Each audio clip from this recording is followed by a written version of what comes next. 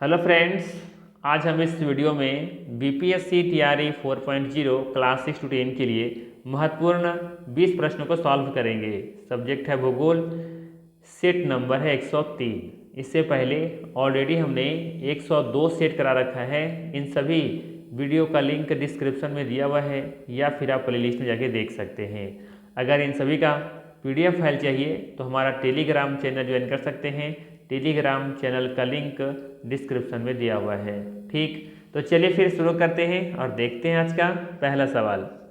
आज का पहला सवाल है, निम्नलिखित में से सतत विकास की विशेषता कौन सी है।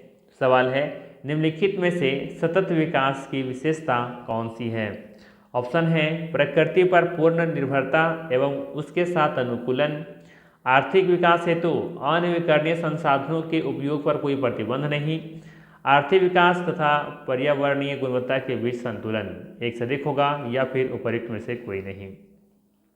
इसका सही आंसर है सी ऑप्शन, आर्थिक विकास तथा पर्यावरणीय गुणवत्ता के बीच संतुलन।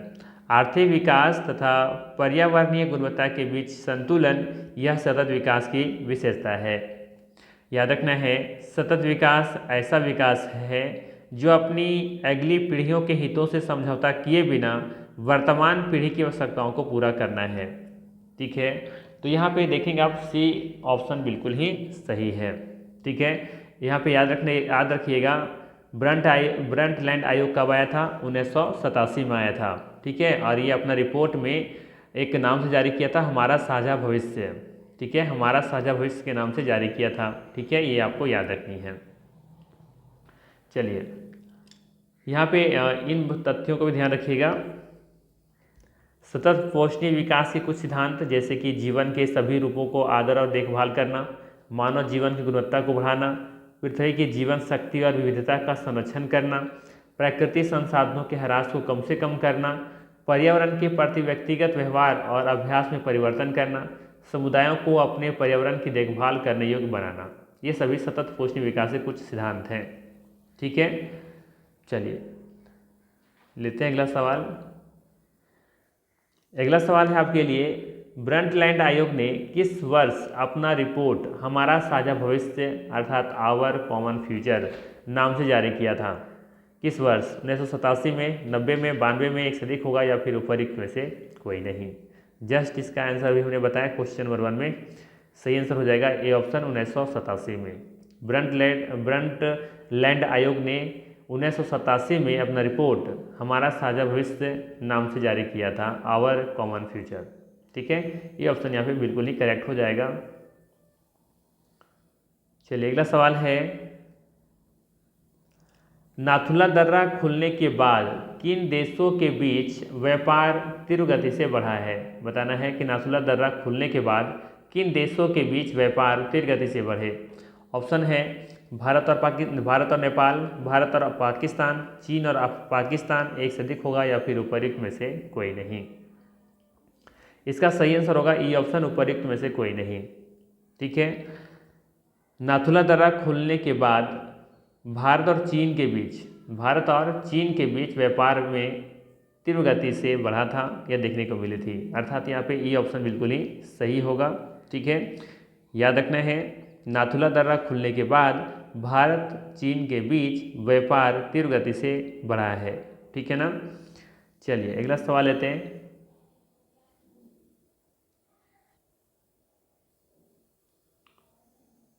अगला सवाल है, भारत का सर्वाधिक अंतर्राष्ट्रीय व्यापार वर्ष 2023 के रिकॉर्ड के अनुसार किस देश के साथ होता है। बताना है भारत का सर्वाधिक अंतर्राष्ट्रीय व्यापार किस देश के साथ होता है।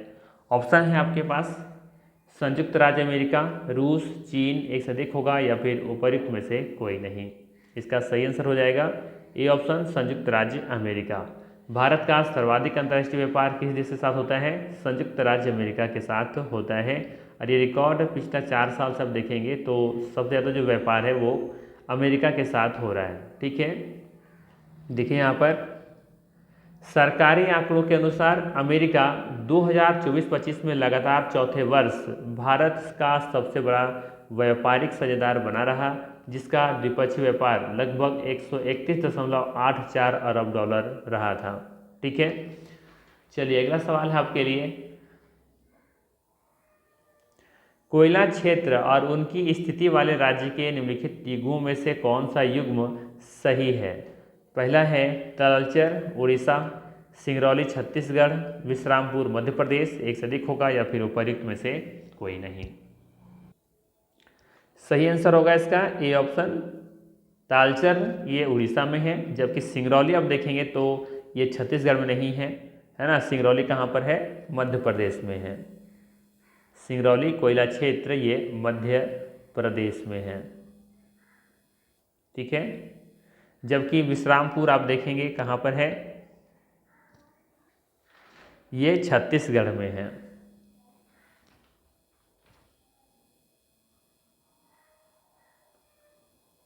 ठीक है, तो इस अकॉर्डिंग आप देखेंगे कि ए ऑप्शन यहाँ पे बिल्कुल ही करेक्ट हो जाएगा। ठीक है, देखिएगा ध्यान से, यहाँ पर छत्तीसगढ़ में कोरबा, विश्रामपुर और चिरमिरी ये प्रमुख कोयला उत्पादक क्षेत्र हैं, जबकि मध्य प्रदेश में सिंगरौली, सुहागपुर, उमरिया, पश्चिम बंगाल में रानीगंज और झारखंड में चंद्रपुरा, झरिया, कर्णपुरा आदि यहाँ पे प्रमुख कोयला उत्पादक क्षेत्र हैं। ठीक है, इन सभी को जरूर एक बार ध्यान में रखिएगा अच्छे से। ठीक है, एग्जाम में पूछा जा सकता है कहीं से, क्योंकि देखिए ये वाला जो क्वेश्चन है ना, ये क्वेश्चन बीपीएससी टीआरई 3 है ना, 6 8 9 to 10। ठीक है, बीपीएससी टीआरई 3.0 जो री एग्जाम हुआ था 9 to 10 का, उसमें ये ज्योग्राफी से क्वेश्चंस पूछे गए थे ज्योग्राफी सेक्शन में। ठीक है, सेम क्वेश्चन था, इसमें कोई अंतर नहीं है, पूरा क्वेश्चन ही वहीं से उठाया हुआ है। तो क्वेश्चन इस तरीके से पूछे जा सकते हैं, 6 to 8 में भी पूछे जा सकते हैं। ठीक है, तो इसको देखिएगा जरा एक बार ध्यान से, बाकी और भी कोयला क्षेत्र कहाँ कहाँ है। चलिए अगला सवाल है कि सुंदरवन को किस वर्ष नेशनल पार्क घोषित किया गया था? सवाल है आपके लिए कि सुंदरवन को किस वर्ष नेशनल पार्क घोषित किया गया था? ऑप्शन दे रखा है 1984, 1994, 1982, एक से अधिक होगा या फिर उपर्युक्त में से कोई नहीं। इसका सही आंसर है ए ऑप्शन 1984। सुंदरवन को 1984 ईस्वी में नेशनल पार्क घोषित किया गया था। ठीक है, ये भी याद रखना चाहिए कि सुंदरवन डेल्टा भारत और बांग्लादेश में स्थित विश्व का ये सबसे बड़ा नदी डेल्टा है। इस डेल्टा का लगभग देखेंगे 60% भाग बांग्लादेश में है। ठीक है, 60% भाग कहाँ है? बांग्लादेश में है, जबकि 40% भाग भारत में स्थित है। ठीक है,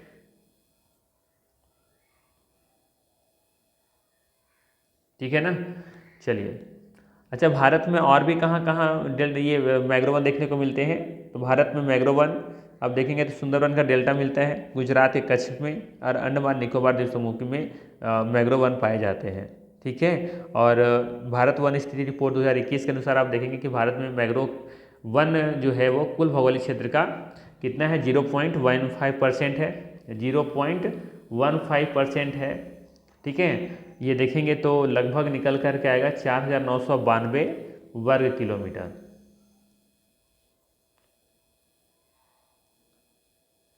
ठीक है, तो मैग्रोव वन से संबंधित भी तथ्यों को जरूर याद रखिएगा, यहाँ से सवाल पूछा जा सकता है। अगला सवाल है आपके लिए,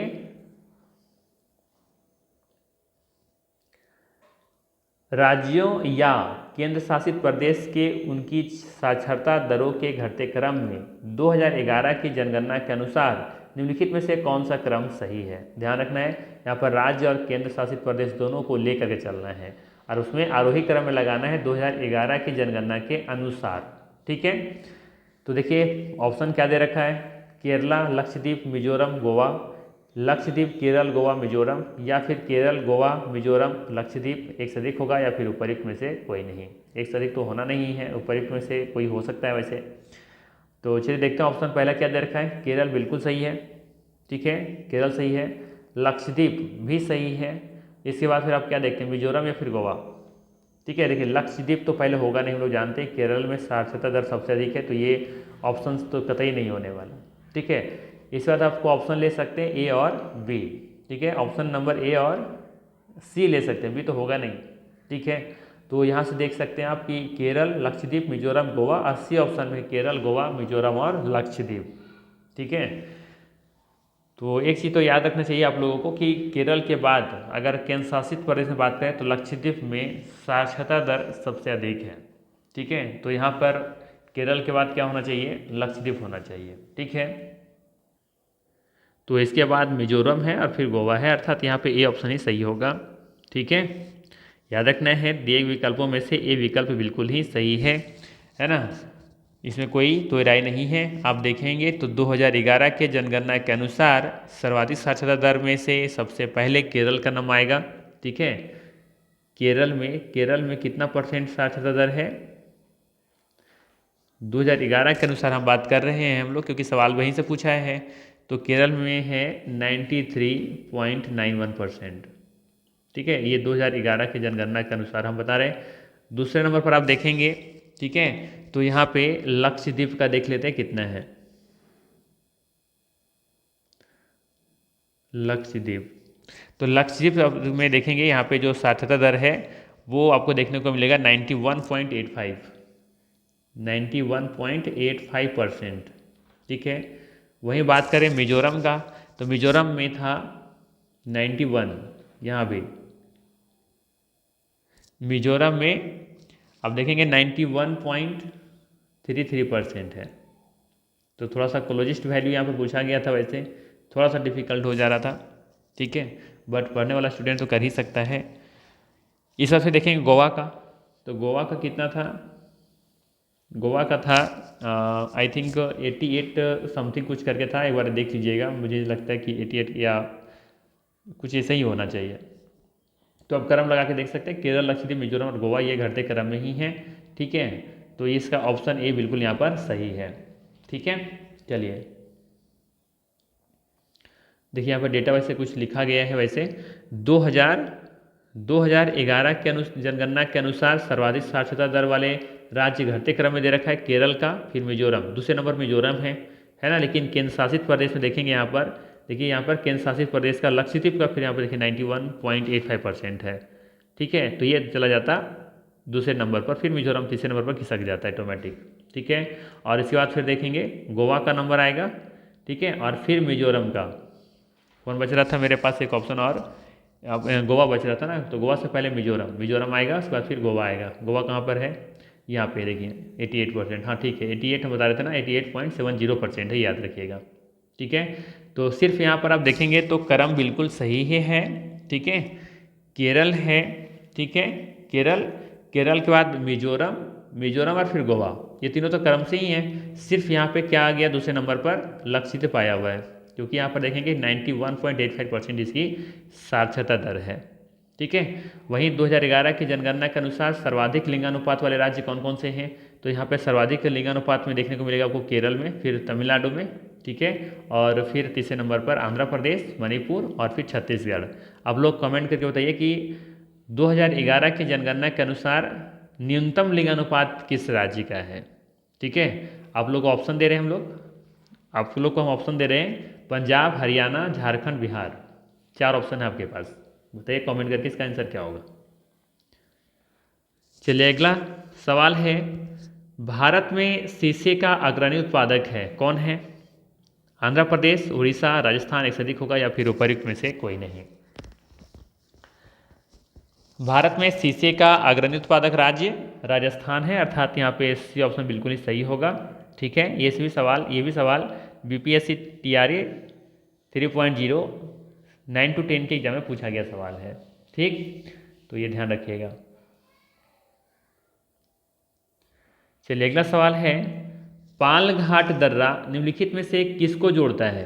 पालघाट दर्रा निम्नलिखित में से किसको जोड़ता है। ऑप्शन दे रखा है गोवा तथा कर्नाटक, केरल तथा तमिलनाडु, गोवा तथा महाराष्ट्र, एक से अधिक होगा या फिर उपयुक्त में से कोई नहीं। ठीक है, अब दक्षिण भारत में देखेंगे 3 घाट हैं, थाल घाट, भोर घाट और पाल घाट। ठीक है, दक्षिण भारत में आप देखेंगे तो 3 घाट मुख्य रूप से देखने को आपको मिलेगा, कौन कौन, थाल घाट, भोर घाट, ठीक है, और एक है आपका पाल घाट। तो यहाँ से सवाल पूछा गया है आपसे कि पालघाट दर्रा निम्नलिखित में से किसको जुड़ता है। तो ये 3 घाट जरूर याद रखिएगा, पहला है थाल घाट, इसके बाद है भोर घाट और एक है आपका पाल घाट। और इसी पाल घाट के बारे में आपसे पूछा गया है। तो थाल घाट आपको याद रखना है कि ये नासिक और मुंबई को जोड़ता है, नासिक और मुंबई को जोड़ता है, जबकि भोर घाट जो है ना ये मुंबई और पुणे को जोड़ता है, मुंबई और पुणे को जोड़ता है। जबकि पाल घाट याद रखना है ये कोयम्बटूर एवं कोचीन को जोड़ता है। किसको? कोयम्बटूर, कोयम्बटूर और किसको जोड़ता है? कोचीन को जोड़ता है। तो अब अनुमान लगाइए जरा कि ये दोनों कौन सा राज्यों में है। तो आप देखेंगे ये कि एक केरल, कोयम्बटूर और कोचीन, कोचीन जो है सो केरल में है, जबकि आपका ये कोयम्बटूर तमिलनाडु में है। तो इसका मतलब है सही आंसर क्या हो जाएगा यहाँ पे? बी ऑप्शन सही दिख रहा है ना। केरल तथा तमिलनाडु को जोड़ता है पालघाट दर्रा। ठीक है, मुंबई पुणे तो दोनों तो महाराष्ट्र में ही है, नासिक मुंबई ये भी महाराष्ट्र में ही है। ठीक है, यहाँ पे एक इम्पॉर्टेंट फैक्ट याद रखिएगा, एक अक्सर एग्जाम में तो नहीं पूछा गया आज तक, मुझे कभी दिखा नहीं, लेकिन दक्षिण भारत का एक और इम्पोर्टेंट है यहाँ पे घाट दर्रा है सेनकोटा। ठीक है, सेनकोटा ये भी एक दर्रा यहाँ पे दक्षिण भारत का ही है। ये तिरुवनंतपुरम और मदुरई को जोड़ता है। किसको जोड़ता है? तिरुवनंतपुरम को जोड़ता है और मदुरई को जोड़ता है। ठीक है, याद रखिएगा सेनकोटा तिरुवनंतपुरम और मदुरई को जोड़ता है। और इसकी जो हाइट है, ऊंचाई है, ये 280 मीटर है, 280 मीटर। इन लोग का भी ऊंचाई आप याद रख सकते हैं। थाल घाट की ऊंचाई 580 किलोमीटर है, माफ़ कीजिएगा 580 मीटर है।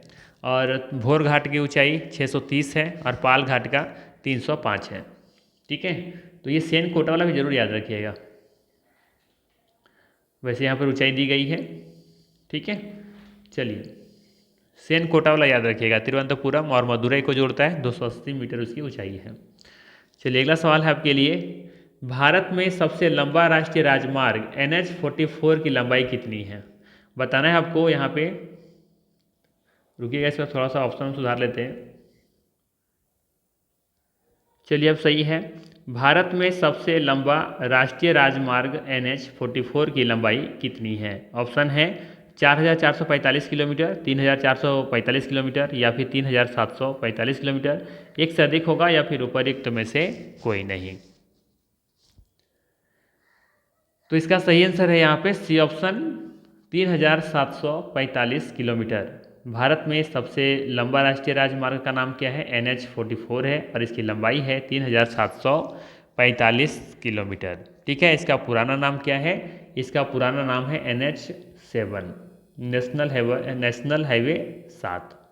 ठीक है, तो ये याद रखना है। और ये राजमार्ग भारत के उत्तर में आप देखेंगे कि ये श्रीनगर जो कि जम्मू कश्मीर में है से शुरू होकर के भारत के दक्षिण छोर अर्थात कन्याकुमारी जो कि तमिलनाडु में है तक ये जाता है। आप ये इस मानचित्र के साथ देख सकते हैं।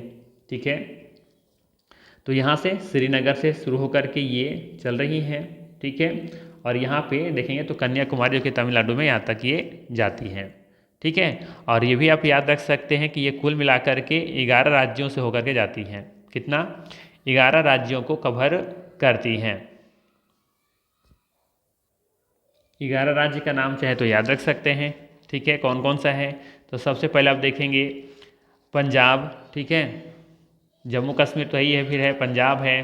ठीक है, ये श्रीनगर हो जाएगा पंजाब, मतलब कि जम्मू कश्मीर से होकर के पंजाब, हरियाणा, दिल्ली, उत्तर प्रदेश, फिर राजस्थान, मध्य प्रदेश, फिर महाराष्ट्र, फिर तेलंगाना, आंध्र प्रदेश और फिर ये कर्नाटक से होते हुए ये कहाँ चली जाती हैं? ये अब देखेंगे तो तमिलनाडु। तो कुल मिला के 11 राज्य शायद होंगे, एक बार काउंट कर लीजिएगा, मेरे हिसाब से 11 राज्य ही हैं। ठीक है, चलिए हाँ, ये 11 राज्यों से होकर के गुजरती हैं। चलिए अगला सवाल लेते हैं। अगला सवाल है आपके लिए,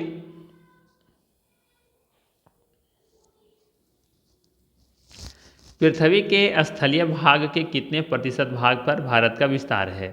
पृथ्वी के स्थलीय भाग के कितने प्रतिशत भाग पर भारत का विस्तार है? 2.9% या फिर 3.0% या फिर 2.8%, एक से अधिक होगा या फिर उपर्युक्त में से कोई नहीं। तो इसका सही आंसर क्या हो जाएगा? ऑप्शन नंबर सी, जी नहीं, ऑप्शन नंबर ई सही होगा, उपर्युक्त में से कोई नहीं। हम लोग जानते हैं कि पृथ्वी के स्थलीय भाग के 2.4% प्रतिशत भाग पर भारत का विस्तार है, ना कि 2.8, 2.4 हो जाएगा, 2.4% पर विस्तार है। ठीक है, तो सी ऑप्शन यहाँ पे नहीं होगा, ई ऑप्शन बिल्कुल करेक्ट हो जाएगा। अगला सवाल है आपके लिए, भारत की तटरेखा की लंबाई है, ऑप्शन है 6100 किलोमीटर, 11099 किलोमीटर, 7516 किलोमीटर, एक से अधिक होगा या फिर उपर्युक्त में से कोई नहीं। इसका सही आंसर हो जाएगा बी ऑप्शन, सी ऑप्शन बिल्कुल नहीं होगा। अब ठीक है, अब डेटा चेंज हो चुका है, 11099 किलोमीटर होगा इसका सही आंसर। अब भारत की तटरेखा की जो नई पैमाने के तहत जो की गई है, लंबाई को मापी गई है, वो अब उसके अकॉर्डिंग अब देखेंगे तो भारत तटरेखा की लंबाई बदल चुकी है, अब हो जाएगा 11099 किलोमीटर लगभग। ठीक है, 11,098 कुछ आता है, तो आप अप्रोक्स मान के चलिए कि 11099 किलोमीटर है भारत की नई तटरेखा की लंबाई। ठीक है, तो बी ऑप्शन यहाँ पे बिल्कुल ही करेक्ट हो जाएगा। चलिए अगला सवाल है आपके लिए, इंदिरा पॉइंट की विशेषता है, बताना है इंदिरा पॉइंट की विशेषता क्या है। वर्तमान समय में यह दृष्टिगत नहीं है, यह भारत का सबसे दक्षिणी बिंदु है, यह ग्रेट निकोबार द्वीप समूह में स्थित है, एक से अधिक होगा या फिर उपर्युक्त में से कोई नहीं। बताइए जरा इसका सही आंसर क्या होना चाहिए। तो इसका सही आंसर है डी ऑप्शन, उपर्युक्त में से एक से अधिक। इंदिरा पॉइंट की विशेषता में से आप देखेंगे कि ये वर्तमान समय में यह दृष्टिगत नहीं है ना, याद होगा कि ये कभी डूब गया था, है ना।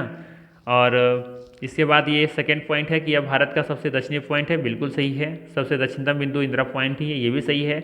और ये ग्रेट निकोबार द्वीप समूह में स्थित है, ये भी यहाँ पे सही है। अर्थात इंदिरा पॉइंट की विशेषता में दिए गए विकल्प में तीनों सही हैं। ठीक है, चलिए अच्छा, इस पॉइंट का, इंदिरा पॉइंट का पुराना नाम क्या था? इसका पुराना नाम था पिग्मोलियन पॉइंट या फिर पार्सन पॉइंट। पिग्मोलियन पॉइंट या फिर पार्सन पॉइंट इसका पुराना नाम था। 1984 में, कब? 1984 में इंदिरा गांधी के दौरे के बाद इसका नाम बदल दिया गया और 10 अक्टूबर 1985 में इसे नया नाम दिया गया इंदिरा पॉइंट। ठीक है, तो ये भी फैक्ट आप चाहें तो याद रख सकते हैं। ठीक है, अच्छा यहाँ पे बात हो रही थी भारत का दक्षिणी बिंदु, है ना, यहाँ पे सबसे दक्षिणतम बिंदु हो जाएगा कि आपका दक्षिणतम बिंदु इंदिरा पॉइंट। अगर पूछा जाए उत्तरतम बिंदु यानी सबसे उत्तरी बिंदु कौन सी है, तो इंदिरा कॉल है। पश्चिमोत्तर बिंदु पूछा जाए तो गुहार मोती, और पूर्वोत्तम बिंदु पूछा जाए तो किबिथु हो जाएगा। ठीक है, ये सभी फैक्ट आपको याद होना चाहिए, याद होगा मुझे ऐसा उम्मीद है। चलिए अगला सवाल है, आसान सा सवाल है कि गारो, खासी और जयंतिया की पहाड़ियाँ निम्नलिखित में से किस राज्य में स्थित है।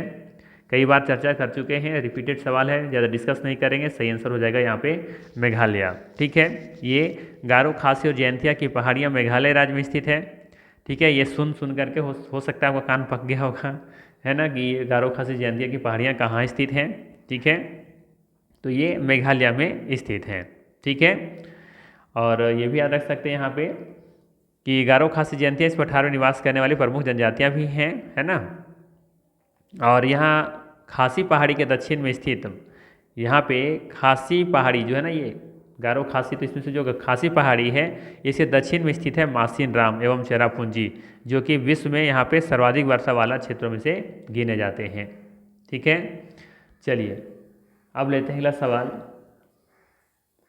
चलिए अगला सवाल है आपके लिए, मयूरभंज, केंदुझर तथा नुआ मुंडी में किस प्रकार का लौह अयस्क पाया जाता है। बताना है कि मयूरभंज, केंदुझर तथा नुआ मुंडी में किस प्रकार का लौह अयस्क पाया जाता है। ऑप्शन है मैग्नेटाइट, हेमेटाइट, सिडेराइट, एक से अधिक होगा या फिर उपर्युक्त में से कोई नहीं। साथ ही साथ आप लोग कमेंट करते चलिए कि मयूरभंज, केंदुझर और नुआ मुंडी ये सभी किस राज्य में अवस्थित हैं। ठीक है, साथ ही साथ आप लोग कमेंट करते चलिएगा। क्लास 10th का जब हम ज्योग्राफी पढ़ा रहे थे चैप्टर नंबर 5, तो उसमें हमने बताया था कि यहाँ पे किस प्रकार का लोहा पाया जाता है और कहाँ पाए जाते हैं, और ये मयूरभंज, केंदुझर और नुआ मुंडी किस राज्य में अवस्थित हैं। ठीक है, तो वहाँ से आप लोग जाके देख सकते हैं, या तो फिर आप लोग कहीं से भी अगर आप लोग को अगर आइडिया है, जानते होंगे तो कमेंट करके ज़रूर बताइएगा। ठीक है, तो इसका फिलहाल सही आंसर है यहाँ पे हेमेटाइट। मयूरभंज, केंदुझर और नुआ मुंडी में हेमाटाइट प्रकार का लौह अयस्क पाया जाता है। ये क्षेत्र उड़ीसा झारखंड बेल्ट का हिस्सा है जहां उच्च गुणवत्ता वाला हेमाटाइट अयस्क पाया जाता है। ठीक है, चलो तो आंसर हम बता ही दिए हैं, फिर भी आप लोग कमेंट करके जरूर बताइएगा। अगला सवाल है आपके लिए कि 2018-19 के रिपोर्ट के अनुसार मैग्नीज का सर्वाधिक उत्पादन कौन सा राज्य करता है? बताना है 2018-19 की रिपोर्ट के अनुसार मैग्नीज का सर्वाधिक उत्पादन कौन सा राज्य करता है? मध्य प्रदेश, महाराष्ट्र, उड़ीसा, एक से अधिक, इनमें से कोई नहीं। सही आंसर है A option Madhya Pradesh. Manganese मुख्य रूप से इस्पात के विनिर्माण में प्रयोग किया जाता है और 1 टन इस्पात बनाने में लगभग 10 किलोग्राम मैग्नीज की आवश्यकता होती है। 1 टन इस्पात बनाने में लगभग 10 किलोग्राम मैग्नीज की आवश्यकता होती है और इसका उपयोग ब्लीचिंग पाउडर, कीटनाशक दवाएं, पेंट आदि बनाने में किया जाता है। ठीक है, तो याद रखना है आपको कि 2018-19 के रिपोर्ट के अनुसार मैग्नीज का सर्वाधिक उत्पादन करने वाला राज्य मध्य प्रदेश है। ठीक, चलिए अगला सवाल लेते हैं आपके लिए। चलिए अगला सवाल है, भारत का पहला तितली अभयारण्य कहाँ स्थापित हुआ है? सवाल है यहाँ पे कि भारत का पहला तितली अभयारण्य कहाँ स्थापित हुआ? ऑप्शन दे रखा है नागपुर, नासिक, कन्नूर, एक से अधिक होगा या फिर उपर्युक्त में से कोई नहीं। सही आंसर है सी ऑप्शन, केरल के कन्नूर में भारत का पहला तितली अभयारण्य स्थापित हुआ है। ठीक है, इसके अलावा भारत का पहला भेड़िया अभयारण्य लातेहार में स्थापित की गई है और गंगा डॉल्फिन संरक्षण के लिए डॉल्फिन सफारी ये उत्तर प्रदेश के वाराणसी में स्थापित की गई हैं। तो ये दोनों भी ध्यान में रखते हुए चलिएगा। ठीक है, भारत का पहला भेड़िया अभयारण्य लातेहार में। अब बताइए लातेहार कहाँ है? ये लातेहार झारखंड का एक खूबसूरत जिला है। ठीक है, यहाँ पे कह सकते हैं कि पहाड़ियों की मलिका कह सकते हैं ये लातेहार को। ठीक है, बहुत ही खूबसूरत जगह ये। तो भारत का पहला भेड़िया अभयारण्य कहाँ स्थापित किया गया है? लातेहार में, जो कि झारखंड में है। और गंगा डॉल्फिन संरक्षण के लिए डॉल्फिन सफारी ये वाराणसी में स्थापित की गई है, जो कि उत्तर प्रदेश में है। वहीं भारत का पहला तितली अभयारण्य केरल के कन्नूर में स्थापित किया गया है। ठीक, तो ये सभी करंट अफेयर से सवाल हैं, ज्योग्राफी से संबंधित हैं, तो ध्यान देते हुए चलना है हम लोग को। ठीक है, कहीं से भी क्वेश्चन नहीं छोड़ना है। चलिए अगला सवाल है कि राजा भभूत सिंह पचमढ़ी अभयारण्य किस राज्य में स्थित है? अब ये कौन सी नई बात हो गई? ये पहली बार सुन रहे होंगे राजा भभूत सिंह पचमढ़ी अभयारण्य। आप लोग पचमढ़ी अभयारण्य के बारे में जरूर सुने होंगे, है ना? पचमढ़ी अभयारण्य किस राज्य में स्थित है? ठीक है, ये जरूर पढ़े होंगे शायद, लेकिन राजा भभूत सिंह पचमढ़ी अभयारण्य किस राज्य में स्थित है ये नहीं सुने होंगे शायद। ठीक है, तो इसका सही आंसर क्या हो जाएगा? देखिए ऑप्शन दे रखा है मध्य प्रदेश, उत्तर प्रदेश, छत्तीसगढ़ और इसके बाद है एक से अधिक या फिर उपर्युक्त में से कोई नहीं। तो इसका सही आंसर हो जाएगा मध्य प्रदेश। ठीक है, ध्यान रखिएगा यहाँ पे कि पंचमढ़ी अभयारण्य का नाम बदल दिया गया है। पंचमढ़ी अभयारण्य का नया नाम राजा भभूत सिंह पंचमढ़ी अभयारण्य कर दिया गया है और ये अभयारण्य मध्य प्रदेश में अवस्थित है। ठीक है, तो याद रखिएगा। और ये सतपुड़ा, ये याद रखिएगा पंचमढ़ी अभयारण्य मध्य प्रदेश स्थित है ना? इसके अलावा याद रख सकते हैं कि यह सतपुड़ा टाइगर रिजर्व का हिस्सा है और यह होशंगाबाद जिले में अवस्थित है। ठीक है, याद रखिएगा ये पंचमढ़ी जो अभयारण्य है ना, ये सतपुड़ा टाइगर रिजर्व का हिस्सा है और यह होशंगाबाद जिले में स्थित है। ठीक, तो ये जरूर याद रखिएगा राजा भभूत सिंह पंचमढ़ी अभयारण्य का नाम जो चेंज हुआ है वो उसके बारे में, और ये मध्य प्रदेश में है। चलिए अगला सवाल है आपके लिए, एक सींग वाले गैंडे की सबसे ज़्यादा संख्या किस राज्य में है? एक सींग वाले गैंडे की सबसे ज़्यादा संख्या किस राज्य में है? ऑप्शन है मध्य प्रदेश, उत्तर प्रदेश, पश्चिम बंगाल, एक से अधिक होगा या फिर उपर्युक्त में से कोई नहीं।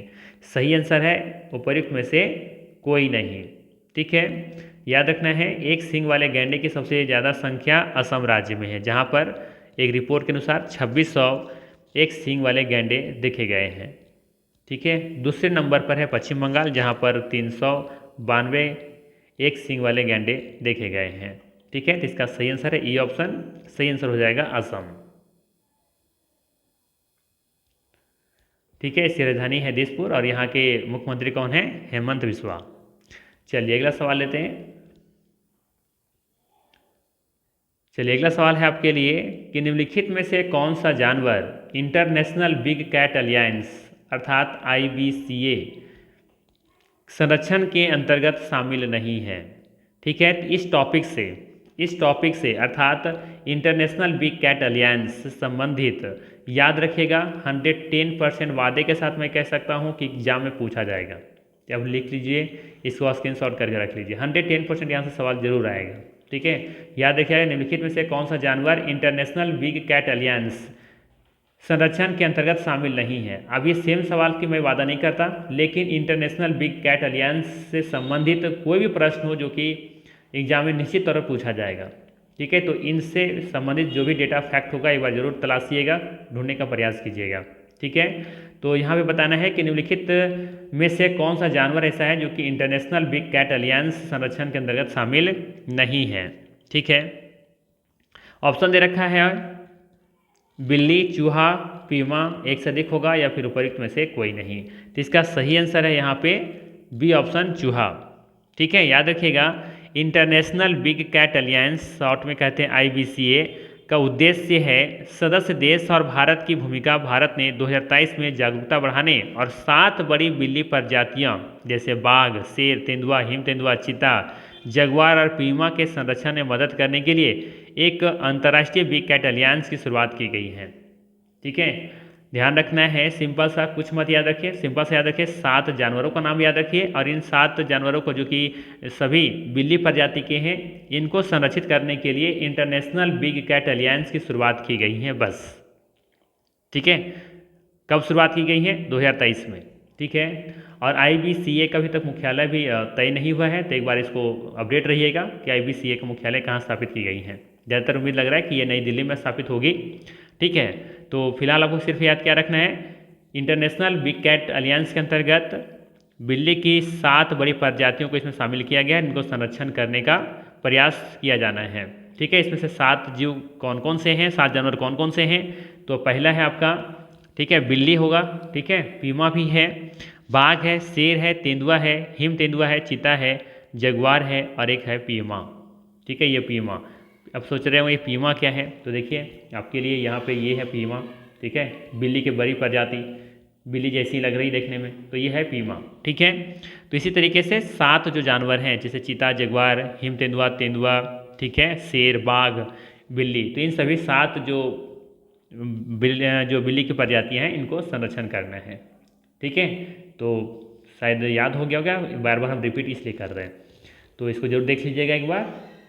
बाकी इसके अलावा और भी जो फैक्ट होंगे मेरे पास उसको हम ढूंढने का प्रयास करके आप लोग को लाएंगे। अब आप लोगों के लिए परेशान होने की ज़रूरत नहीं है, बस चैनल पर आए हुए हैं, नए आए हुए हैं, नहीं सब्सक्राइब किए तो सब्सक्राइब कीजिए, लाइक कीजिए और हमारे चैनल पर बने रहिए। ठीक है, अगर ज्योग्राफी आपका सब्जेक्ट है तो फिर यहाँ से कहीं और जाने की ज़रूरत नहीं है, मेरी गारंटी है कि यहाँ से सफलता आपको जरूर मिलेगी। चलिए अंतिम सवाल लेते हैं आज का टेस्ट का। सवाल है कि भारत का 58वां tiger reserve Madhav National Park बना है, यह किस राज्य में स्थित है? ठीक है, भारत का 58वां tiger reserve Madhav National Park बना है, बताना है यह किस राज्य में स्थित है। ऑप्शन है मध्य प्रदेश, उत्तर प्रदेश, पश्चिम बंगाल, एक से अधिक होगा या फिर उपर्युक्त में से कोई नहीं। तो पहला तो याद रखना है कि भारत का 58वां टाइगर रिजर्व कौन सा बना है, तो ये माधव नेशनल पार्क बना है। अब ये किस राज्य में है? ये मध्य प्रदेश में है, अर्थात यहाँ पे सही आंसर क्या हो जाएगा? A option, Madhya Pradesh. ठीक है, तो ये था महत्वपूर्ण 20 प्रश्न आज के सेशन में। अगर वीडियो अच्छा लगा तो लाइक जरूर कीजिएगा और चैनल पर नए हैं तो सब्सक्राइब जरूर कीजिएगा। बाकी फिर हम लोग मिलते हैं इसी तरह के नेक्स्ट वीडियो में। Thanks for watching.